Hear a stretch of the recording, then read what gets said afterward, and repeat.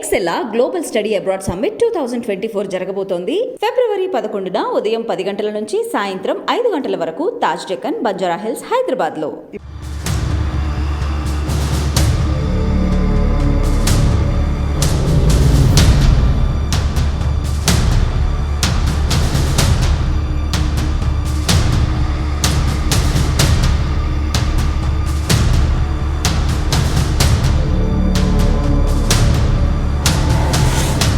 అన్న, మీరు నల్లమలలో చెంచులు ఏరియాలు ఉండే మీరు పార్టీ ఎందుకు మీకు పిలిచింది? పార్టీలకు వెళ్ళిన తర్వాత ఆంజనేయుల పేరుని పక్కనగా ఎందుకు మార్చింది? ఇంకా ఊళ్ళో జరిగిన అన్యాయం చాలా ఘోరంగా ఉన్నది సార్.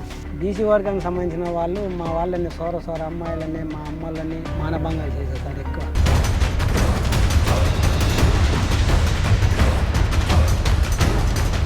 కృష్ణపాటి దళం అని ఉన్నది సార్. మా వాళ్ళ సాకల నరసింహ ఒక ఆయన లేడాయన పరివేది ఎన్కౌంటర్లో చనిపోయాడు.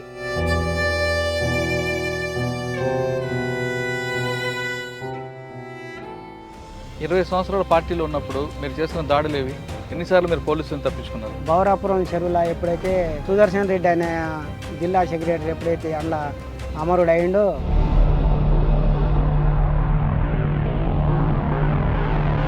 దాడులు ఓపెన్ అయినాయి. ఇంకా ఓపెన్ అయిన తర్వాత ఈ పోలీస్ వ్యవస్థ అనేది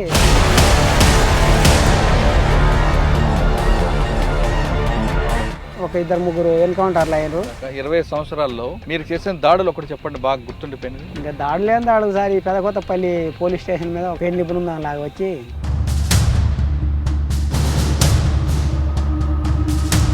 చేయర్రా, ఫైరింగ్ చేయర్రా, కొడుకుల కాడ లేవంట అని చెప్పి 9 తుపాలు తీసుకుని వెళ్ళిపోయినాం. అంటే మీరు దాడులు చేయడం అనేది పార్టీ నిర్ణయం చేసేవారు, కానీ ఒక్కొక్కసారి మీరు కూడా తప్పించుకున్నారు కదా, బాగా గుర్తుండిపోయింది చెప్పండి. మైలారం గ్రామానికి గుంటూరు రామలు వస్తున్న ప్రచారం తెలుగుదేశం పార్టీ ఆ బాటలకు వెళ్ళి 70 మంది పోలీసులు మామూలు చుట్టుముట్టారు. మేము ఉన్నది ఇద్దరమే.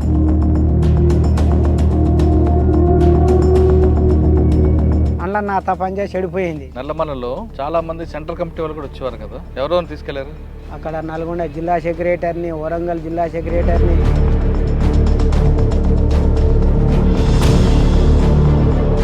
ఒక పిట్ట సిగ్నల్ లేకుంటే ఒక జంతువు signal.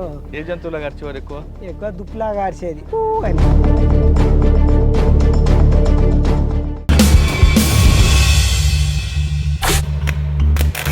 Welcome to crime confessions. గతంలో గ్రామాల పరిస్థితులు చూసి కొంతమంది, బాబాజాల ప్రభావంతో మరికొంతమంది అడుగుబాటు పట్టారు. అడవులకు వెళ్ళిన తర్వాత అక్కడ ఎండనక వాననక వాళ్ళు పనిచేస్తూ పేద ప్రజల కోసం నిరంతరం కృషి చేశారు.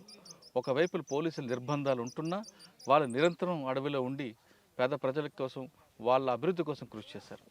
ఆ విధంగా కృషి చేసి బయటకు వచ్చిన వాళ్ళని పరిచయం చేసే కార్యక్రమంలో ఈ వారం మన గెస్ట్ బక్కన్న అలియాస్ ఆంజనేయులు.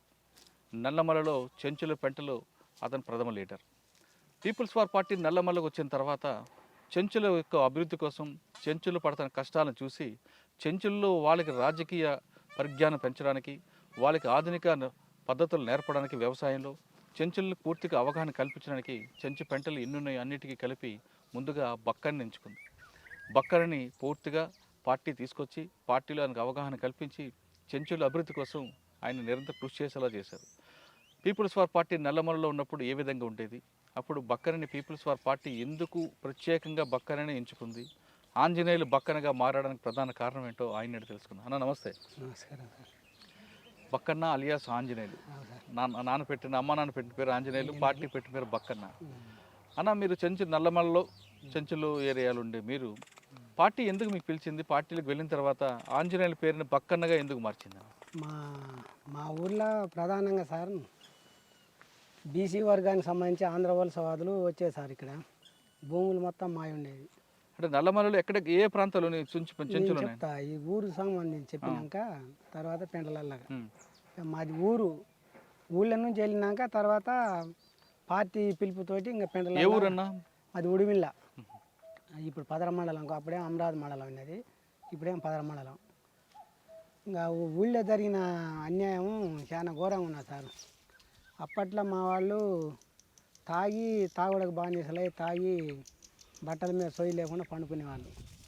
ఆంధ్ర వలస సంబంధించి వచ్చినటువంటి వాళ్ళు, బీసీ వర్గానికి సంబంధించిన వాళ్ళు సరే ఇంకా కులాలు చెప్తే ఇంకా మళ్ళీ ఇది ఎక్కడన్నా పోతే మళ్ళీ అది బాగుండదులే కానీ బీసీ వర్గానికి సంబంధించిన వాళ్ళు మా వాళ్ళని సోర అమ్మాయిలని మా అమ్మలని మానభంగాలు చేసేసారు ఎక్కువ. మేము అప్పుడు 10-12 ఏళ్ళు అట్టుంటాయి మాకు.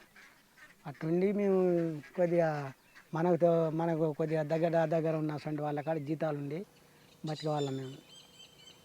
ఈ జీతాలు ఉండి బతికేటువంటి క్రమం వల్ల మేము వాళ్ళ కాడ నుంచి వస్తుంటే మా వాళ్ళు తాగి బజార్లో పండుకుంటుంటే వీళ్ళు భంగం చేసేవాళ్ళు.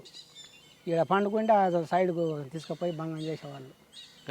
భార్యలని పిల్లల్ని ఆడవాళ్ళ మా అమ్మ వాళ్ళని మా అక్క వాళ్ళని వేరే జాతికి సంబంధించిన వాళ్ళని కూడా ఇట్లా భంగం చేసుకుంటూ అట్లాగే గొర్రెలు మేకలు ఈ కోళ్ళు ఇట్లాంటివి ఉన్నా కూడా వాటిని దొంగతనంగా తీసుకుపోయేది, వాటిని కోసుకెళ్ళేది. మళ్ళీ తర్వాత తిరిగి మా మీద మేము దొంగలం అని చెప్పి మమ్మల్ని పట్టుకొని చెట్లకు కట్టేసి కొట్టేశారు వాళ్ళు, బీసీ వర్గానికి సంబంధించిన వాళ్ళు. దీని ఇంక అప్పుడు ఎట్టా ఇది రక్తం ఉడుకుతుంది. దీనేమో దొంగతనం చేసేటోళ్ళ మేము కాము. ఈ కొడుకులు దొంగతనం చేసి మా మీద నెట్టి మమ్మల్ని తంతురు, మా అమ్మల్ని భంగాలు చేస్తారు. ఇది ఎట్ట చేయాలో మాకు ఎవరు లేడు, వెనక ముందు ఎవరు లేడు. అప్పుడు పోలీస్ స్టేషన్లో ఒక జీప్ వచ్చిందంటేనే మాకు ఆ సపోర్ట్ వింటేనే మేము పరారయ్యేది.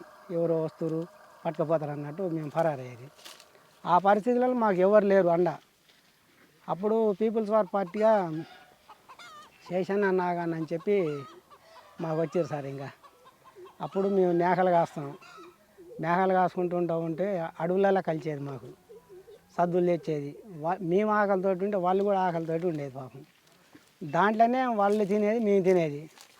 మాకు ఈ విప్లవ రాజకీయాలు చిన్నగా ఎవడు ఏం కథ, మీ ఊళ్ళో ఎవడు పెద్ద మనిషి, ఎవడు పెత్తనం చెలాయిస్తున్నాడు, ఎవడేం చేస్తున్నాడు అనేది వివరాలు పూర్తిగా తెలుసుకున్నారు సార్ వాళ్ళు.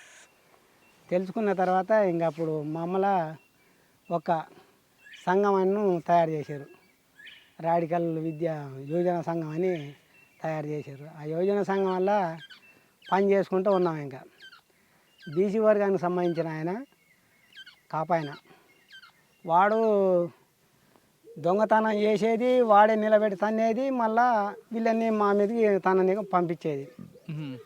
వాని విషయాలు మొత్తం చెప్పుకుంటూ వచ్చినాం పార్టీకి చెప్పుకుంటూ వచ్చిన తర్వాత ఒకరోజు వాళ్ళ మధ్యలో ఏదైనా కానీ ఇంకా సస్తే సస్తం బత్తే బతాం తాడో పేడ తెలుసుకోవాలా అని చెప్పి పార్టీకి చెప్పిన తర్వాత వాని మీద దాడి అనేది చేశారు. పార్టీ వాళ్ళు వచ్చారు, మా సంఘాన్ని పెట్టారు.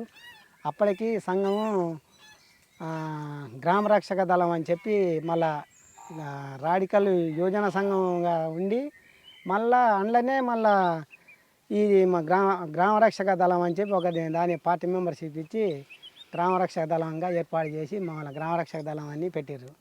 ఆ గ్రామ రక్షక దళం కింద ఒక 8 మంది ఉంటుంది. మేము ఆ 8 మందిలో వీళ్ళ మీద దాడి.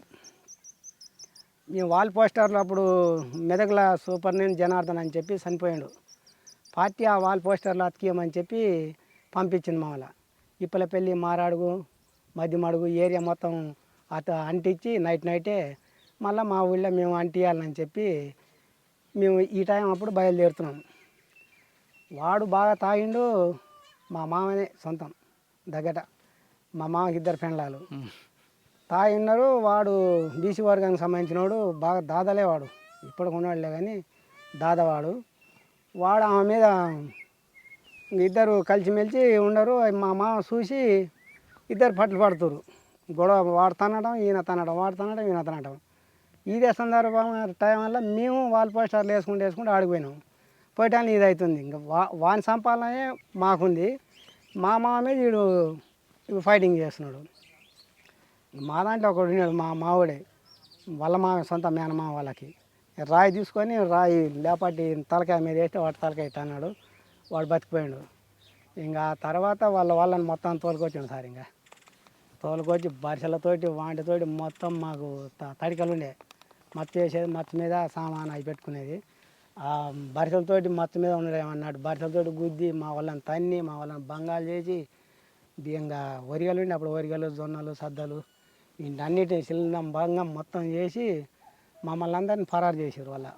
ఆ వర్గానికి సంబంధించిన వాళ్ళు. మేము పరారైనాం. పరారైనాక మళ్ళీ వచ్చి వీళ్ళని తన్నాలా మేము పోవాలని మళ్ళీ మేము పోయినాం. అయినా మేము తక్కువ సంఖ్య అయినా వాళ్ళేమో ఎక్కువ సంఖ్య మమ్మల్ని పరారు చేశారు.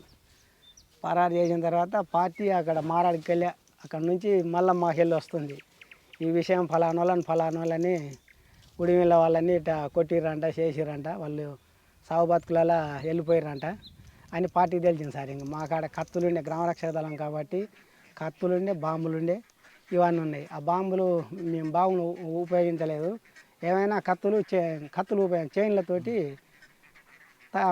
వాళ్ళ మీద దాడికి పోతే మా చైన్లు మొత్తం గుంజుకున్నారు, మమ్మల్ని పరారు చేశారు.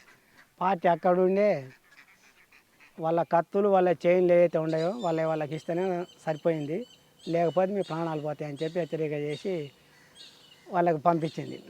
మా కత్తులు మా చైన్లు అన్నీ ఇచ్చారు. ఇంకా ఊళ్ళో ఈ మమ్మల్ని అయితే ఎవరైతే కొట్టారో వాళ్ళందరూ పరారయ్యారు.